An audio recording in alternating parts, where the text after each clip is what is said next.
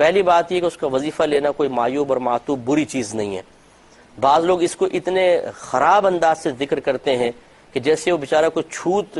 گندی چیز حاصل کر رہا ہو، حالانکہ طیب مال ہے، حلال مال ہے۔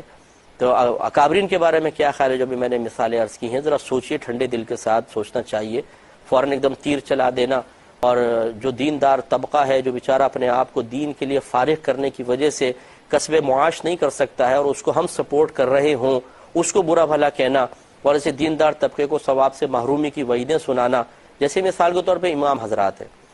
اب جو امام ہیں، آئمہ ہیں، اگر یہ پیسہ کمانے میں نکل جائیں بازاروں کی طرف، نوکریوں پر، بتائیے جماعت کون کرائے گا؟ جماعت کا ٹائم ہو رہا ہے، لوگ موجود ہیں، پتہ چلے امام صاحب تو وہاں پہ جی بھنڈیاں بیچ رہے ہیں اتوار بازار میں، تو پھر آپ خود بتائیے کہ یہ تو پھر معاملات بگڑ جائیں گے۔ اس لیے امام صاحب اگر اپنے آپ کو بالکل ہر چیز سے فارغ کر کے لوگوں کی نمازوں کے لیے اپنے آپ کو مخصوص کر لیا ہے اور وہ اس کے باقاعدہ پیسے لے رہے ہیں، تو یہ پیسے لینا کوئی برا نہیں ہے، ان کو ثواب بھی ملے گا۔ اخلاص رکھے بس کہ اللہ کی رضا کی خاطر نمازیں پڑھائیں،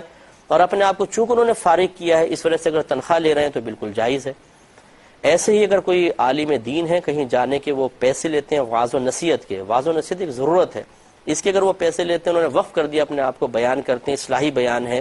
لوگوں کے عقیدے کی اصلاح کرتے ہیں، ان کے اعمال کی اصلاح کرتے ہیں، اور انہوں نے مطلب بس وہ اسی پیسے سے گزارا کرتے ہیں، تو ان پر یہ تانا زنی کرنا کہ دیکھو جی کمانے کے قابل تو ہے نہیں، یہاں بیان کر لی، یہاں سے کچھ پیسے لے لیے، یہاں بیان کیا، یہاں سے کچھ پیسے لے لیے، ایسے گزارا کر رہے ہیں، تو بھائی یہ کوئی بری چیز نہیں ہے۔ یہ تو اکابرین سے ثابت ہے کہ انہوں نے بھی اللہ تعالیٰ کے دین کی خاطر اپنے آپ کو مخصوص کر کے اس طرح کے فوائد حاصل کیے ہیں۔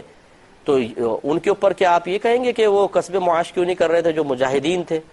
جو حضرت عمر فاروق نے جن کو بھیجا، جنہوں نے فتوحات کا سلسلہ کر کے آپ کے لیے آسانیاں پیدا کی تھیں، یہ جو سندھ تک ہمارے اسلام پھیلا ہے، یہ انہی مجاہدین کے ذریعے پھیلا ہے جو باقاعدہ تنخواہیں لیا کرتے تھے، تو اس پر تو کلام نہیں ہوتا ہے۔ اسلام آپ کو گھر بیٹھے مل گیا، اللہ کا شکر ادا کرے، ورنہ ہو سکتا ہے کہ ہمارے بڑے کافر ہی ہوتے اور ان سے کفر منتقل ہو کے ہم میں بھی آ جاتا۔ سوچنے کی ضرورت ہے۔ اسی طریقے سے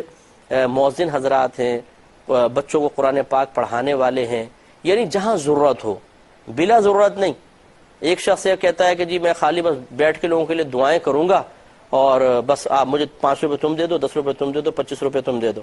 وہ اس طرح بیٹھ کے بس خالی دعائیں کر رہا ہے۔ دعا کوئی ایسی ضرورت نہیں ہے کہ جس کے لیے انسان تمام کسب معاش وغیرہ چھوڑ کر بیٹھ جائے اور اس نذرانے سے گزارا کرے، اس میں کوئی ضرورت متحقق نہیں ہے۔ اس لیے یہ بھی ضرور یہ کنڈیشن ضرور لگے گی۔ دیکھیں نبی کریم صلی اللہ علیہ وسلم کا وجود مسعود دین کی ترقی کے لیے ضروری تھا، کام ضروری تھے۔ حضرت ابوبکر صدیق، حضرت عمر فاروق، پھر